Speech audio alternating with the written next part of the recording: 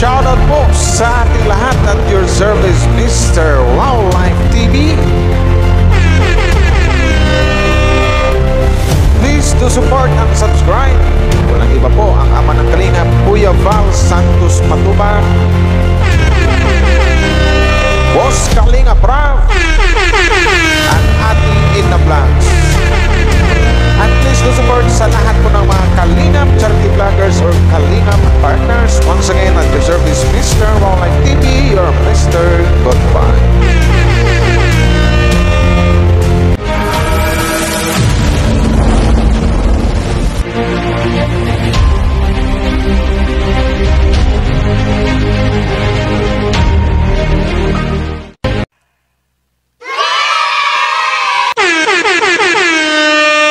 Shoutout sa lahat ng Team Kalingap, pero tika lang guys ha.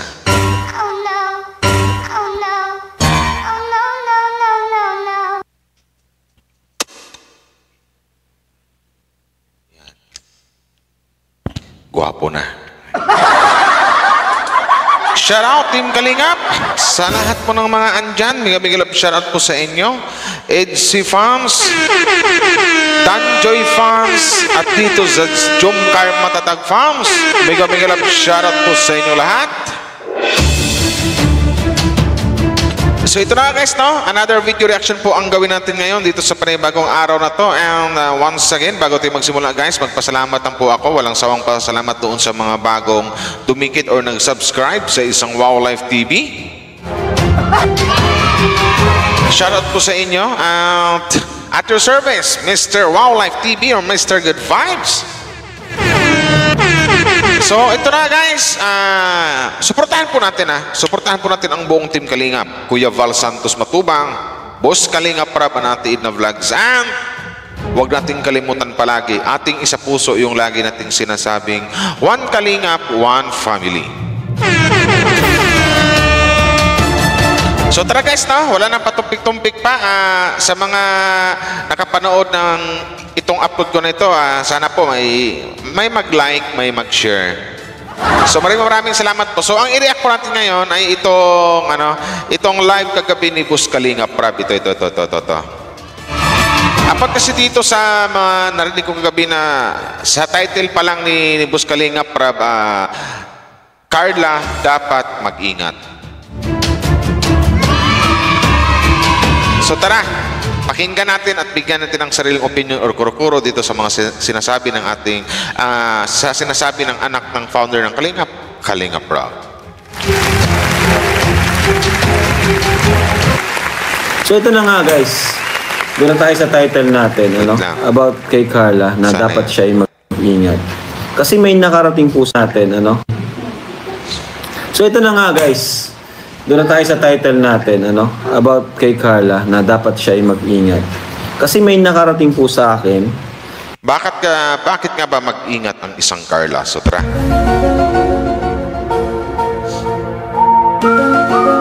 May nakarating sa aking balita, na meron daw parang nag-aano kay Carla sa loob ng kanyang apartment. Parang nagnanakaw ng picture. So, doon pa lang maling-mali na.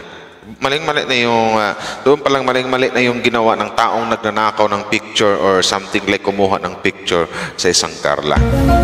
So, yun lang. So, ano kaya ang motibo? Bakit ginagawa 'yon?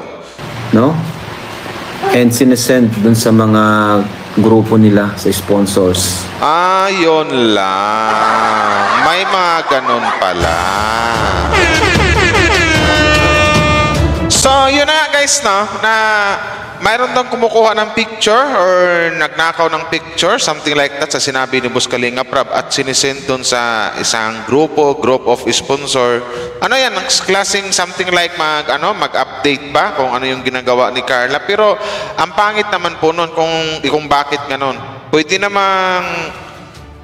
namang dumiretso na lang kay Carla, magtanong kay Carla, or something like magipag-usap. Bakit pa kailangan mang-utos ng ibang tao para lang something like na magkuha ng picture kay Carla, magnakaw ng picture? So Wala po, simplang po pa, maling-mali po ito, lalong-lalo na yung pumayag, lalong-lalo na yung taong nagkukuha o nagnanakaw ng picture kay Carla, sobrang mali po yung ginagawa nyo. Baka pag malaman pa ni Carla to kung sino ka, mawala ng gana si Carla sa'yo or mawala ng tiwala si Carla sa'yo. So, yun lang.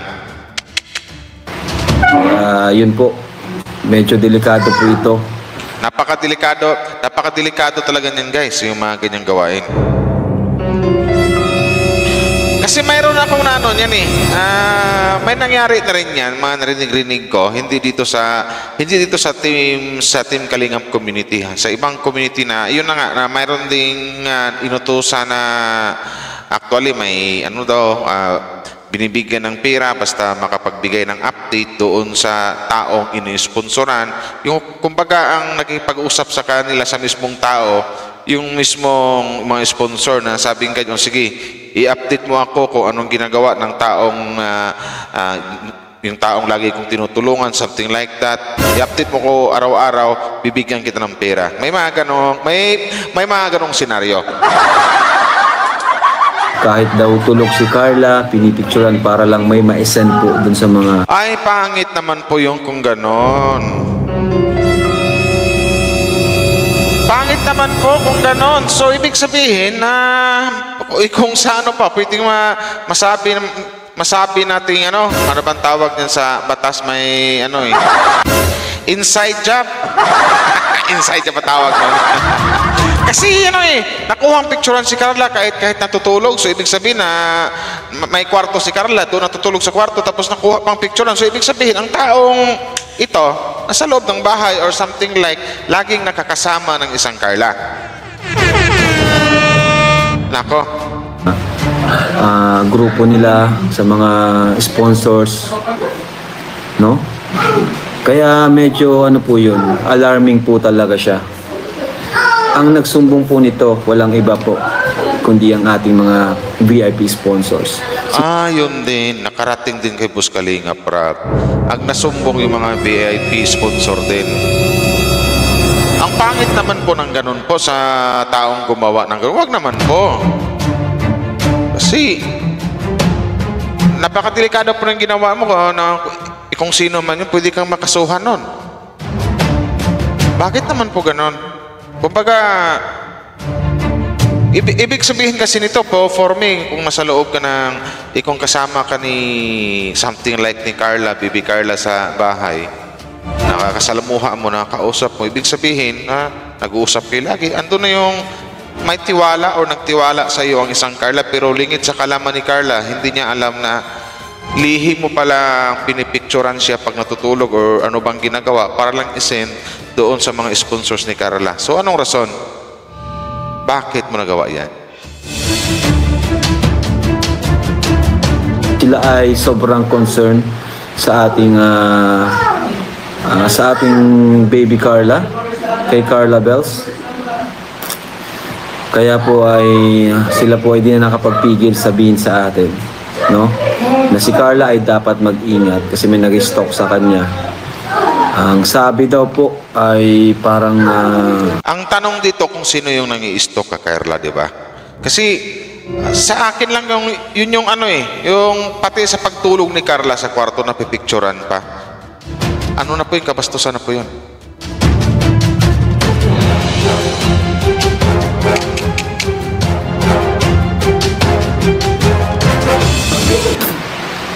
Ayaw kong pangalanan, pero parang naglilinis daw doon sa bahay. So naglilinis daw sa bahay. Sabi ni Boss Kalingap Rab, naglilinis sa bahay yung nagbibigay ng update sa sponsor or something like na nagnakaw or lihim na kumukuha ng picture kay Bibi Carla. So kung sino ka man, siguro itigil mo na yung mga nagawa mo. Kasi anong rason mo bakit mo pipicturan si Carla parang ipasa sa mga sponsor para ano ba yan, may sahod ka ba? Binibigyan ka ba naman ng mga sponsor ganyan kaya nagawa mo yan?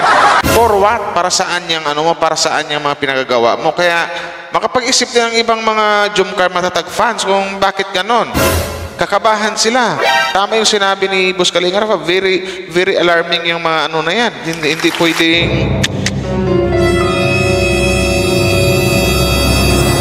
Grabe naman kayo. Si Carla na nga, marami na nga bumabatikos, maraming basher sa Sukmit, pati ba naman sa realidad, mayroon pang palihim na gumagawa ng hindi ka nais-nais o di kaya ay sa kanya yung something like na magnakaw ng picture or magkuha ng picture para lang isend sa group of sponsors. Wag naman po ganon. So ito ramdam ko parang siguro kilala ni parang mayroon ng may kutob na siguro si Boss Kalinga Prab kung sino tong sabing tagalinis. Kung ako sa'yo, nako my God. No? At parang nagagamit. Ang dating kasi parang nagagamit si Carla. Ganun po talaga ang dating Boss Kalinga Prab, nagagamit talaga. Yan. Ang dahil kay Carla, siguro tama tong kutob ko na siguro binibigyan ng taong nag-utos doon sa sabing tagalinis doon sa bahay kina Carla.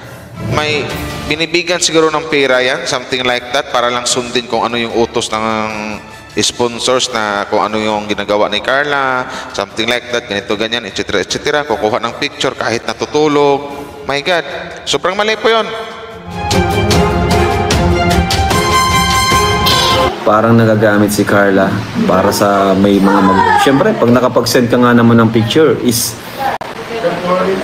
yung mga sponsor mabibilib sa'yo, ay oo nga, kasama mo si Carla, sige, mapadala ako ng ganyan. Kaya pala, habol, pira din ang habol, kaya gano'n.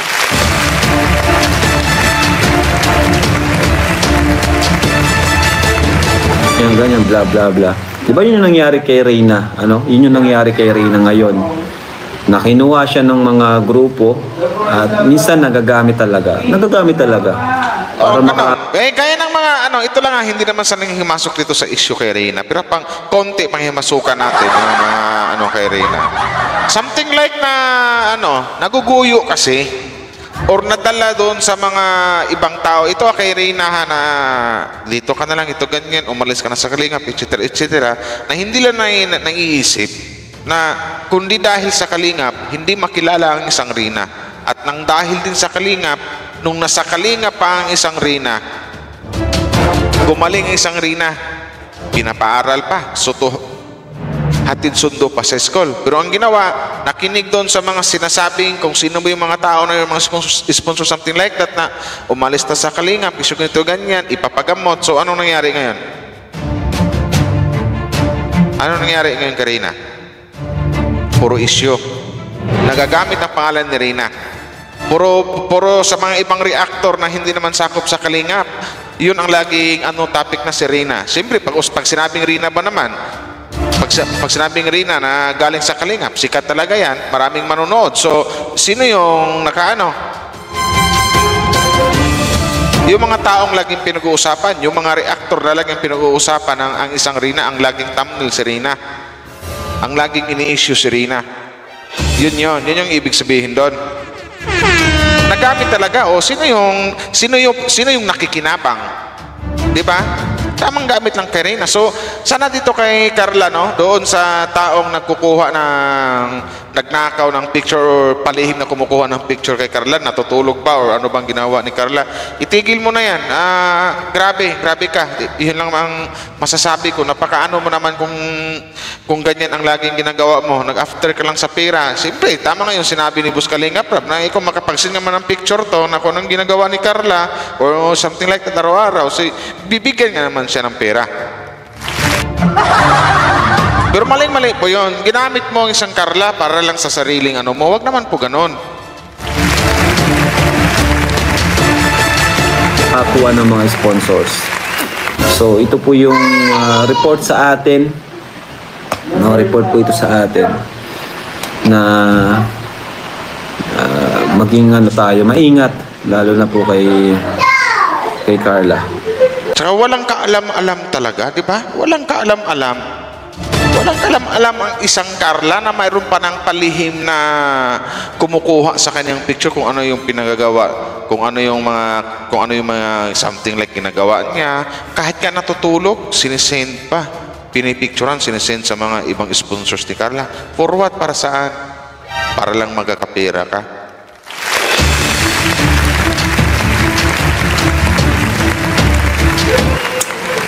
Labanan ng gutom with Skyflakes. May classic lutong linamnam. Asahan mo. I have 12 emails, 30 messages, and a proposal due by 10. How am I already underwater? I'm in the same boat. Kaya nakakatakot po siya. Sa totoo lang. So mas maganda siguro niyan, Boss Kalinga Prab, no? Kung ikaw mahuli man kung sino yan, kung makilala kung sino man yung gumagawa ng ganyan kay Carla. Siguro paalisin na lang siguro or ilayo na lang si Carla kasi wala, very alarming yung kanyang ginawa.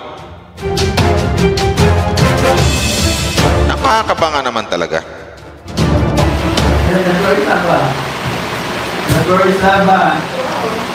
So, ang pinakaayaw ko dito is yung nasabi sa akin na kahit daw tulog ko is pinipicturan. Yun na nga po ang pinaka doon, Boss Kalinga Prab, ang pinakapangit. Yung, for me kasi kahit natutulog na yung tao,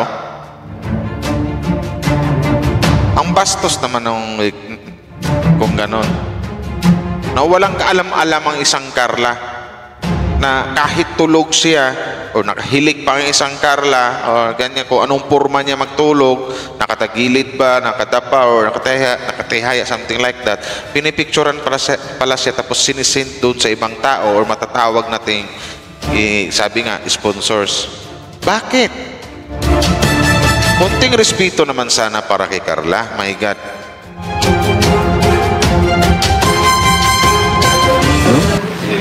Medyo po yun, hindi po normal yun ganun. Pag pipicturean ka, dapat may consent, di ba? Magpapaalam. Yes, dapat lang. Dapat sinabi mo lang kay Carla doon sa taong na nagkuha ng palihim ng picture kay Carla. Nagpaalam ka na lang kay Carla dapat. Oy Carla, pwede ba kitang picturean? Huwag naman yung tulog. Po. Huwag naman yung tulog, na pati sa tulog, pag kunan mo ng larawan, o kunan mo ng litrato, or kunan mo ng picture, magpaalam ka lang kay Carla na, or something like, or ano ba, nakabihis ba, or anong ginagawa, nagluluto ba, magpaalam ka, pwede ba kunan ng picture, ganito, ganyan, para ano lang.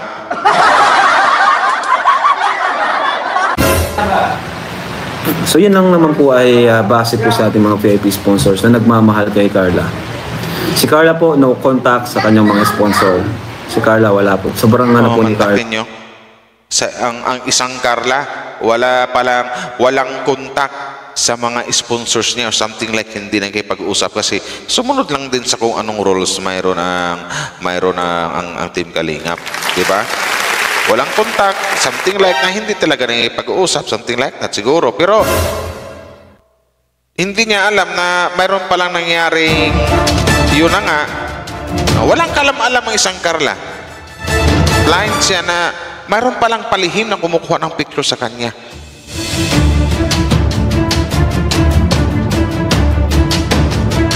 Kaya nakapag-post ng ano pala ngayon, ng ganun si Carla pala nung nabasa ni Miss M's life. Carla, napakabait po niyan.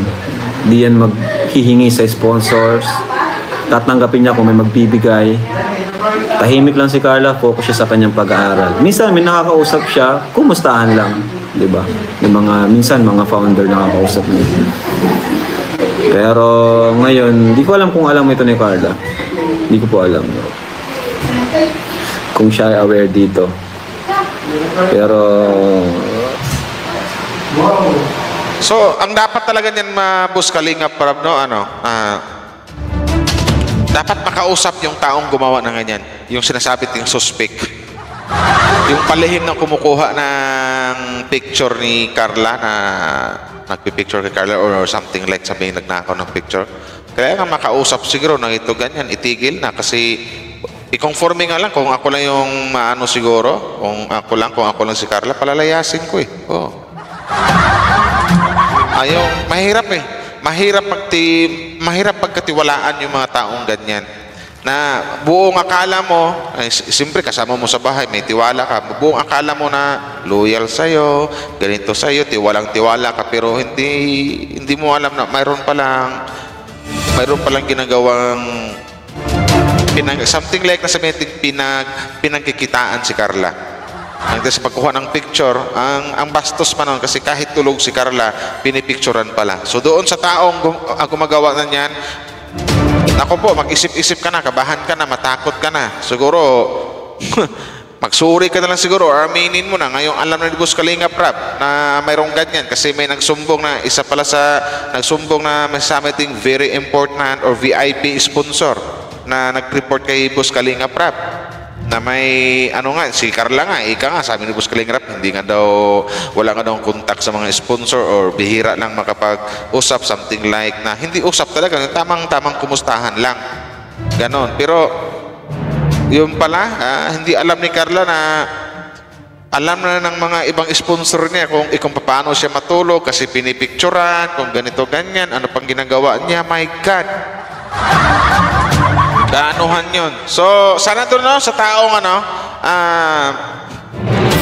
tigil mo na yan kasi siguro nga siguro, hindi lang siguro, ando na yung nagkakapira ka nang dahil kay Carla, dahil sa pagkukuha or sa pagnakaw mo na ang pa-picture kay Carla or picture ni Carla, sinesend mo dito sa ibang sponsors, nagkakapira ka, malamang sa malamang binibigyan ka, malamang sa malamang ginamit mo lang din literal si Carla. Yun lang yun, para magkapira ka, para magkaroon ka, yun lang yun.